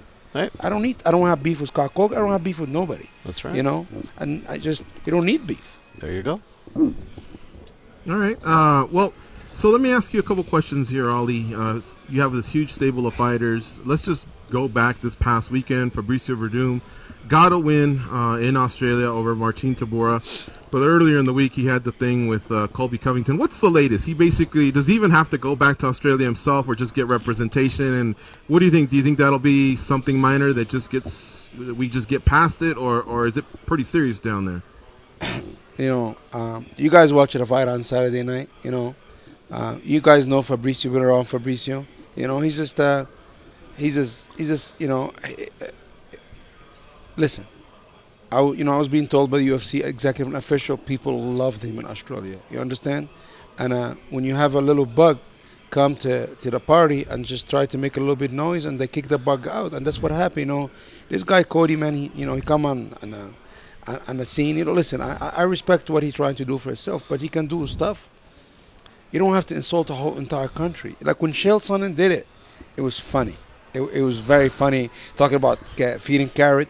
And I think I don't think this kid is a bad kid. Like, he's trying to make a name for himself, but you have to draw the line. If somebody go to your house, said your family's disgusting, you are animal, you all this, and Brazilian people, they take pride in their countries. Mm-hmm. And this is their house.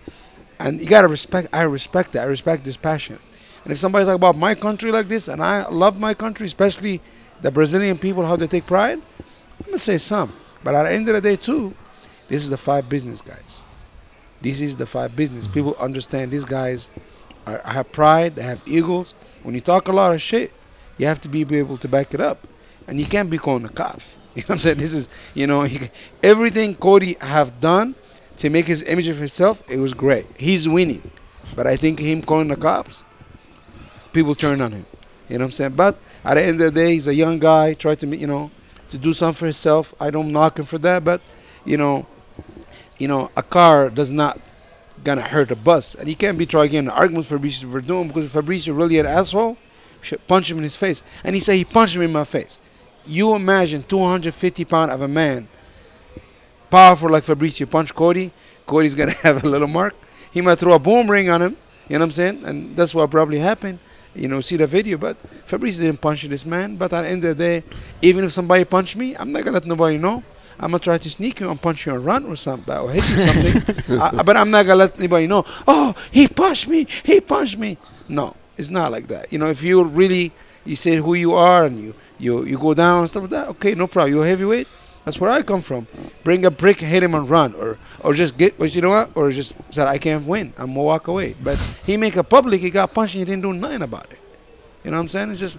Is it any different than when Chris Cyborg and Angela had that thing, and whatever happened, didn't she call the cops on Chris Cyborg? And meanwhile, she's trash talking on Twitter about Chris Cyborg over and over again. Angela Hill did not do 1% what Kobe's doing. Right. You understand? Well, she called her horrible things, and Chris has been called the worst things by Dana White across the board, and through, another female fighter taking cracks at her femininity and who she is and whatever. But Chris is rich now. Everybody can F themselves. Everybody can F themselves at the end of the day. No, but she called the cops on Chris, too. That was my point. The parallel. Why call the cops if you're taking all this stuff? Cody's like #1 contender, welterweight, tough guy. He went to take out the whole country in Brazil. Right. They have to escort him out. Right. You in freaking Australia, how are you going to call the cops? Are you serious? Right. You know what I'm saying? Yeah. But at the end of the day, you listen, you have to kind of little bit, he beat Damian Maia. You have to respect him as a fighter. I do. Mm-hmm. But at the end of the day, you have to draw the line. And I don't think,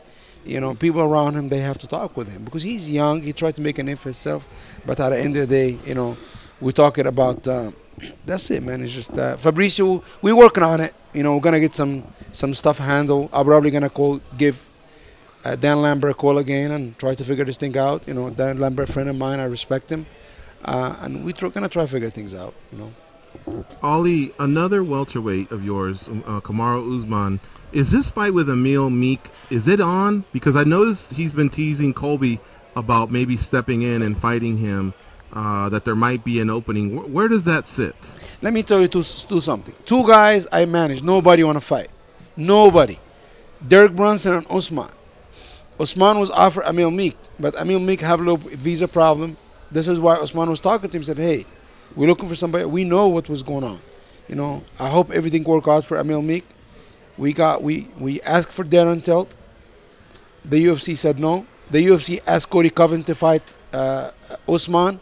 Kobe said no. That's, you know, the UFC said no for Darren Till. They said, hey, we got something planned for him. No, thank you. You understand? But they asked Kobe Covington to fight, and he said no. He's supposed to fight Neil Magny. Neil Magny was hesitant. Neil Magny fighting somewhere else. We asked for Carlos Condit. Carlos Condit fought. Like I'm telling you, man, Usman, man, is just nobody want to fight this guy. And listen, he's, you know, you in the top 5 or top 10. You can't be saying no. 2 guys in the top 12. But you know, they say no for a reason, because they're smart. They have good team around them. You know, because they know fighting Usman right now is not a good idea. I believe Usman, he can fight Tyron Woodley right now, and I think he'll do just fine. Tyron Woodley is a great champion, but I think the UFC have to do something about it. If you're in the top 5 and you deny 2-time fights, you should be dropped out of the ranking immediately. And I think the UFC need to make some progress and bold moves. You have all these guys, nobody want to fight anymore. You have guys like Justin or Frankie Edgar or Khabib or some of these guys, like, you know, they say yes to everybody. You have to make sense, of course, financially, but at the end of the day, you can't have all these guys dodging each other. It's gonna ruin your business. That's what I think. But give us the latest on Cody Garbrandt. He lost his title at UFC 217 a few weekends ago. How's he doing, and what do you think's next for him?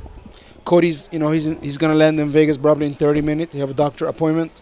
He's gonna go to the doctor. He's probably gonna need a little surgery. He broke his hand when he fought. Listen, you know, Cody's 25 years old, guys. Like everybody, TJ is, you know, is 32. Cody was winning every second of this fight, but I think he went to this fight with so much emotional, and you know, tried to protect the whole team alpha male. And I think when he was winning every second of this fight, when he got, you know, kicked, he went down, his pride got back to him. Normally, he's collective, he's going to play around. He went and ran, and at the end of the day, this is 4-ounce gloves. You know, any man can be knocked out. And, you know, he got knocked down. He wasn't completely out. It was a good stoppage, you know. We're going to assess, get a hand surgery, you know. Maybe you can, you know, find some of this, you know, the second-tier fighter like Jimmy Rivera or some of these guys, because, you know, or, you know, whatever Cody you want. At the end of the day, like, you know, he have a good relationship with the UFC. I think he's the best guy in the division. You know, as to, from my eyes, he's still the champ. He just got caught, and he'll be back. He'll be back. You know, he'll be back. But Cody, he's not shy to fight nobody, man. He's one guy too. He fight anybody. It doesn't really matter. As long as he's healthy, he'll be fine. Over the past weekend, Marlon Moraes signed on to fight Aljamain Sterling, but we can tell, you know, he said it when he fought in Norfolk that he really wanted to fight Jimmy Rivera, who you brought up a second ago. Was it close? Did Marlon almost get the Rivera fight? Can you tell us anything about that before he took the Sterling fight? No, Jimmy Rivera, he got to make good, you know, like at the end of the day, he's, I don't know who he beat. He beat Uriah, you know, Uriah at the end of his career. I have a close fight with, you know, Almeida. He feel like, you know, one thing you have to understand, if these guys give you a chance to fight you, you have to give other people a chance too. He said, you know, I'm not giving nobody a chance. But realistically, now the UFC is going to think, wow, what happened if this guy become a champion? That's why, you know, being managed guys, you have to manage what they say in the media. Because the UFC are now, wow, now they're freaking out. If this guy now, we give him a title, he become a champ. Who he want to pick and who he want to choose. That's one of the things too, you know. He said he want to fight Asensio. I think Asensio beat him 9 times out of 10. I think Asensio is a better fighter. He have a better chin. You know, I'm not a big fan of this guy. He talk a lot of shit, to be honest with you. He call people names, you know, and you know, I don't mind if I see him, I'll slap him too.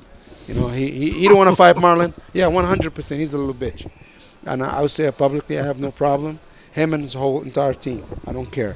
But you know, he don't want to fight Marlon, man. You know, we got footage, but we're not gonna put it out. You know, Marlon knocked him out. It was a nice head kick in training, and he don't want nothing that, because realistically, the way he upset and talk shit about me personally, when Marlon signed the UFC wanted to fight Marlon in Buffalo. He don't want to have nothing to do with it. But my job is, if I manage him, I will get him the best fight for him. But he need to understand this. I got no personal problem with this bullshit guy. If I manage him, I want to get the best fight. It doesn't. Marlon called him out. He called Marlon out. They're not from the same team. They train with together a couple times.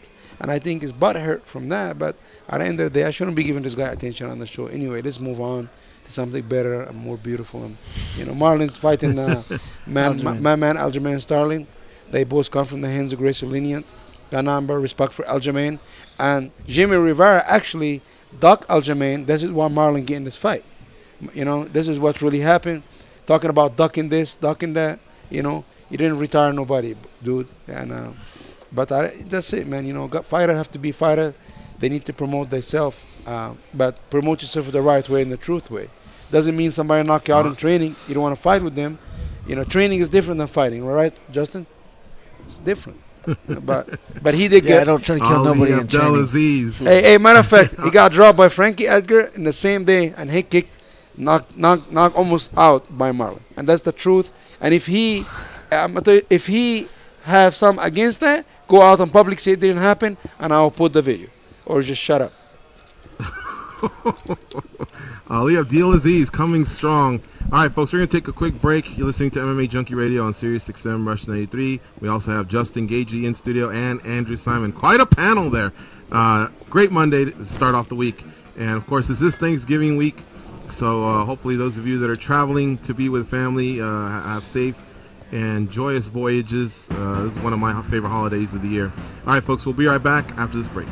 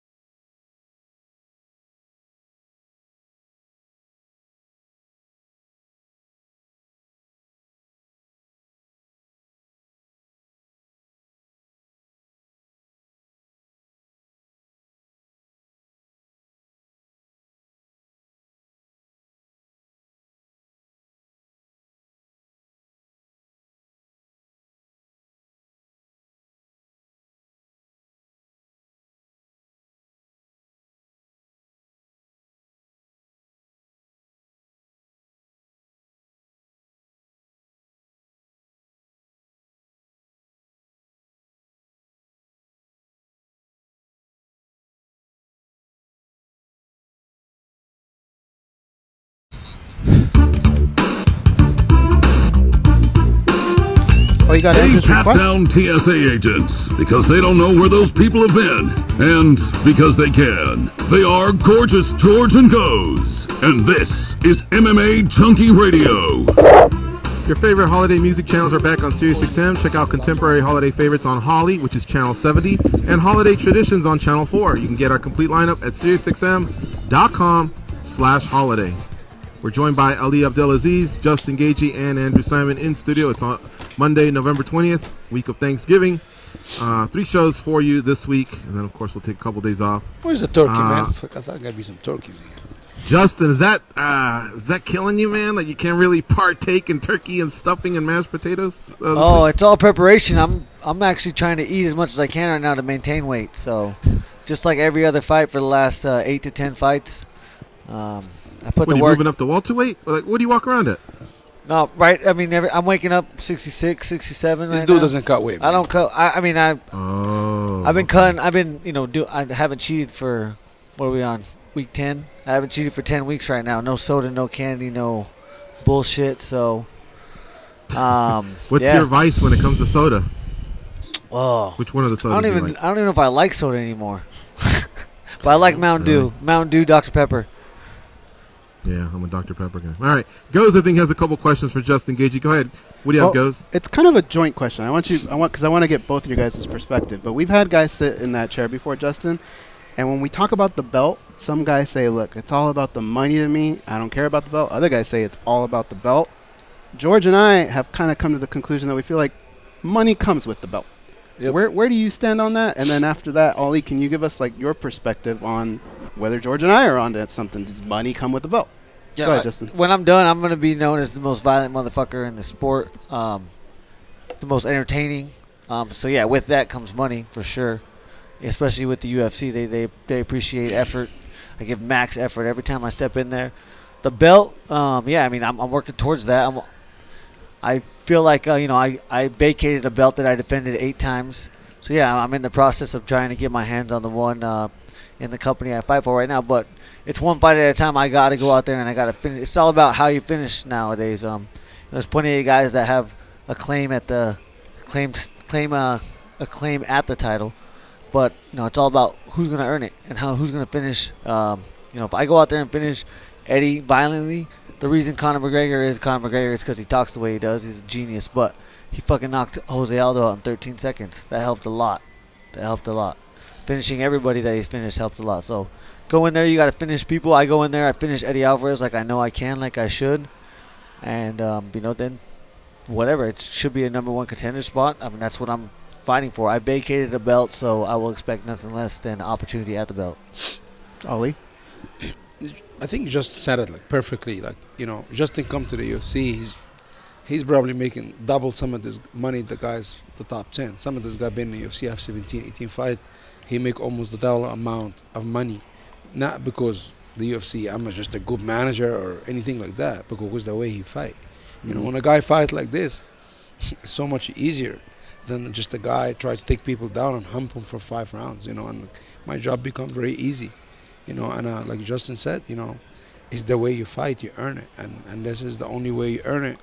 Sometimes I don't like the way he fight too much because he took too much risk, but at the end of the day, when you take risk, it's going to be zeros, a lot of zeros, and Justin is not a big talker, but I can tell you this, nobody out there put his heart and soul, and I manage some of the best fighters in the world. Like, I don't think I ever managed somebody is this violent like him. It's just nobody. I managed multiple world champion, multiple UFC champion, but I never managed somebody is this violent. And do I like it? As a fan, yes. As a manager, I don't really like it because I care about this kid. Yeah. And me and Justin now been friends for 4 years. Yeah. And I just I know. This one day will come, but it's not here yet, and I don't think it's going to come anytime soon. And you will watch a violent, Eddie Alvarez, a former champ, and that's why we picked him over Kevin Lee, actually. This is a true story, and Kevin was right. He got picked over Eddie. Eddie's a former champion, former Bellator champion. I think he holds more weight. He's higher in the ranking. And when he fought like Justin, I can go to the UFC, hey, give me this fight. You understand? And I'm telling you, you'll be fucking surprised. He beat Eddie, he might fight Conor. You know what I'm saying? Because at the end of the day, stylistically, hey, it's a good fight for Conor. But at the end of the day, I think I'm very confident in Justin will beat his ass too. I have no problem because Conor is good, man. But I think his mind is not in the sport. His mind is in the money. But you have to kind of make it both. It cannot only be about the money. You have to be at the passion. And I think when you make so much money, your passion become less. You're not hungry enough. And you got guys like him hungry, it's going to be a very hard guy to beat. And like I said, he's going to say he's probably going to go down one of the most violent motherfucker ever did this. And we all know it. This is why, when his contract was, I was World Series of Fighting, my phone was ringing from everywhere. And I was like, whoa, I never have a guy like this. I said, guys, let me breathe. I talked to him and see what we're going to do. And now he's in the UFC. And I'll tell you something about the belt and the money. Certain guys different. I think with Justin, of course, everybody likes money. But I think guys like him, he won the respect. Yeah, I want to be the best in the world. He won the respect. You know what I'm saying? Guys like Khabib, he don't care about the money. He won the belt. You understand? It's different from a guy like Frankie. I think Frankie worried about the belt more than anything else. It's different for every guys. You understand? And but at the end of the day, this is why you have a manager.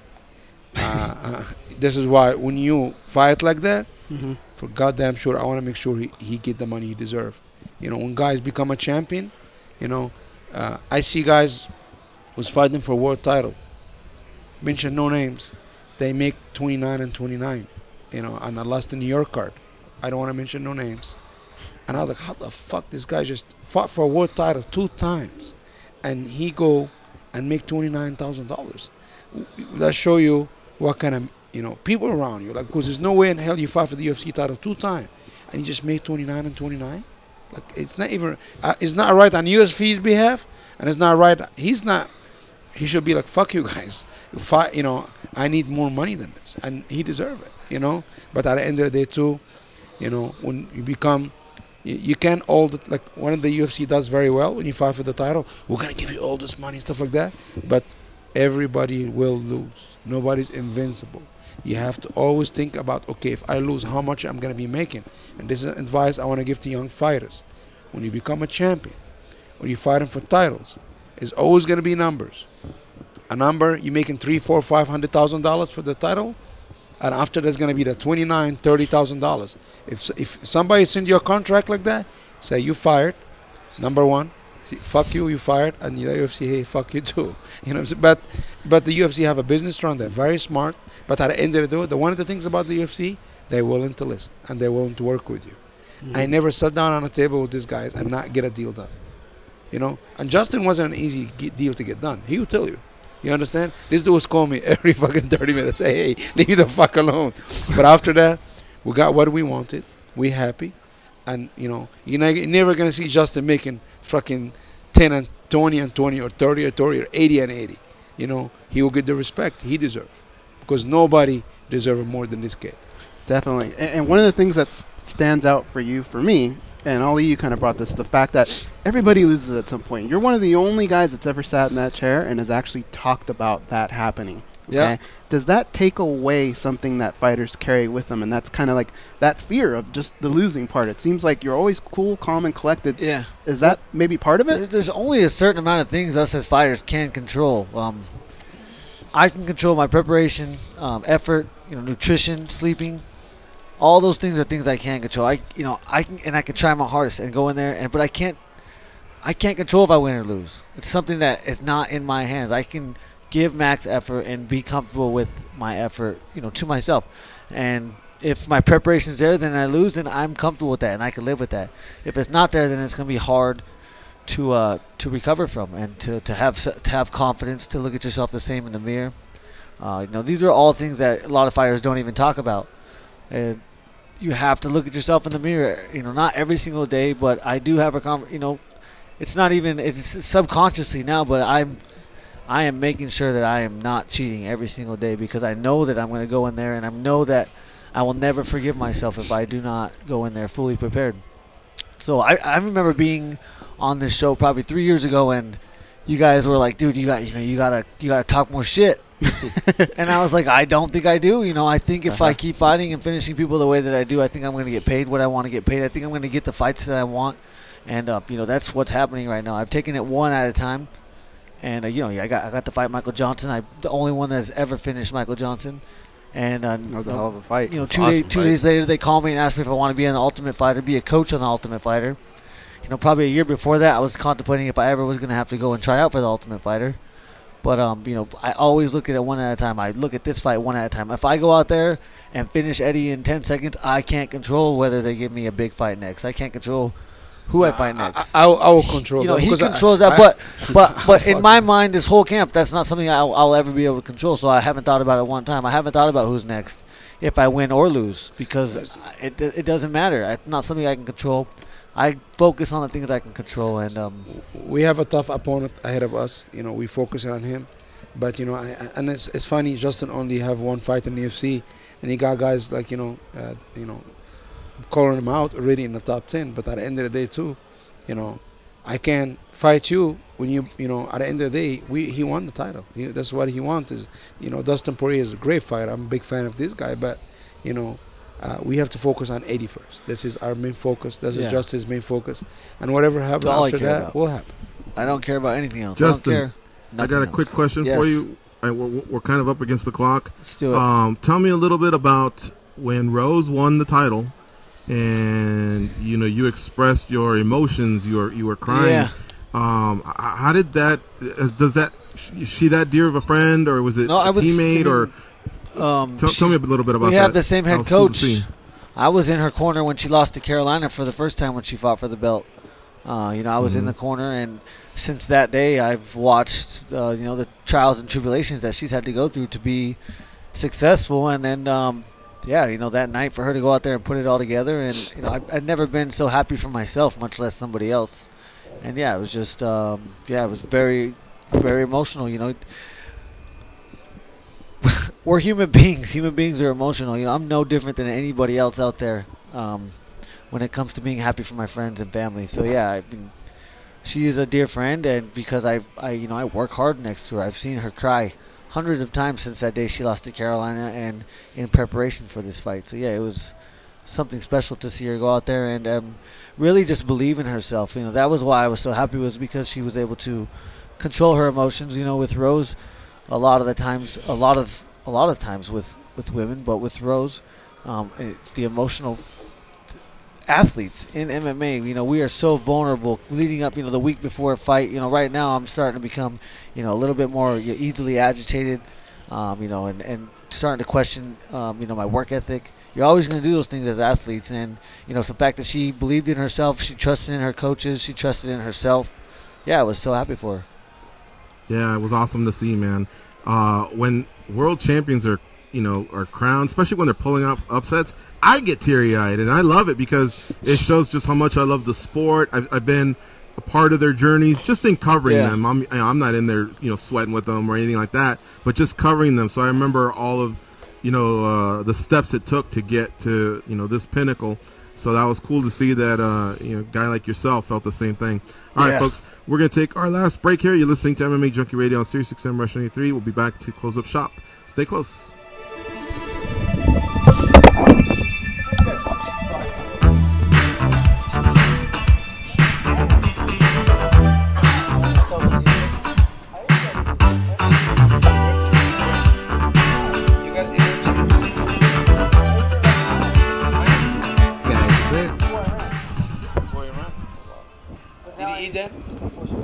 Goes, you still there? Yeah. I turned him off, but you can hear him now. Now Goes is there? Yeah, he's back. I can hear. Goes, yeah. Do you think we stand any chance of an OT anywhere? I don't know. Well, here's the only problem. We do have to start doing recording for that episode too today. Shit. Okay. All right. Well, I guess we'll just have to live with the result.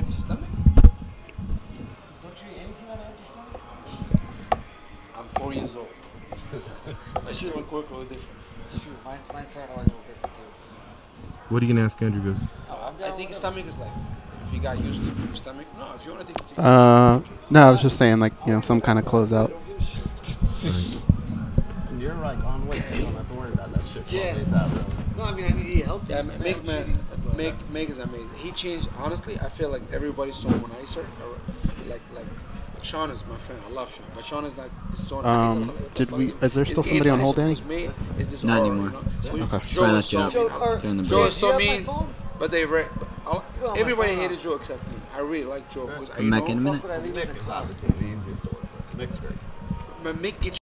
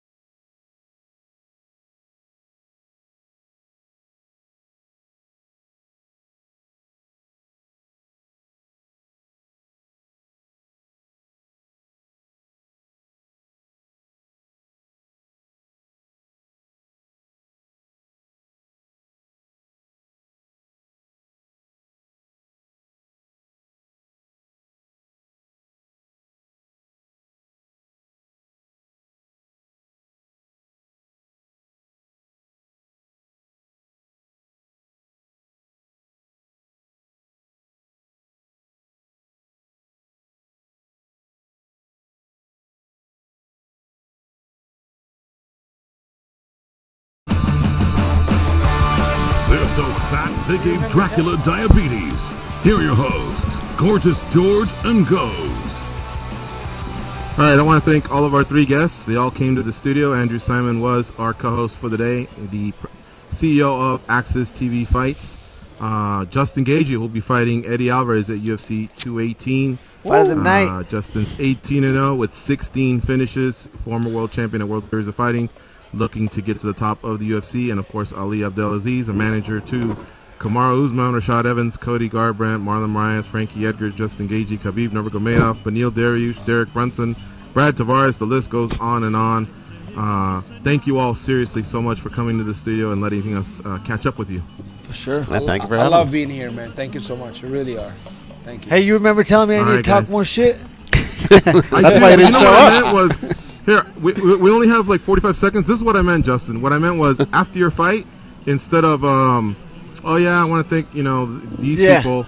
I like hearing I'm the most violent motherfucker on earth, just like you said it on our show. Next? Who's next? That's kind of what I want to hear. And then when they do the press conference in the back, then you can basically thank all of Colorado or all of Arizona or whatever. But at that moment, when millions are watching on all these TV channels, You're right, all George. these streams.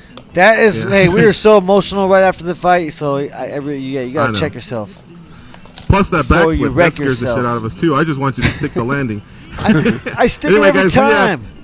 You do? Well, it's been a couple I'll bet you close $1,000 ones. I can do it 10 out of 10 right now. Don't do it. Don't do it no here. more. We need you fighting. All right, folks, we got to get out of here. Go out there and be champions, folks. We'll be joined tomorrow by Edson Barbosa and Rob Cardenas.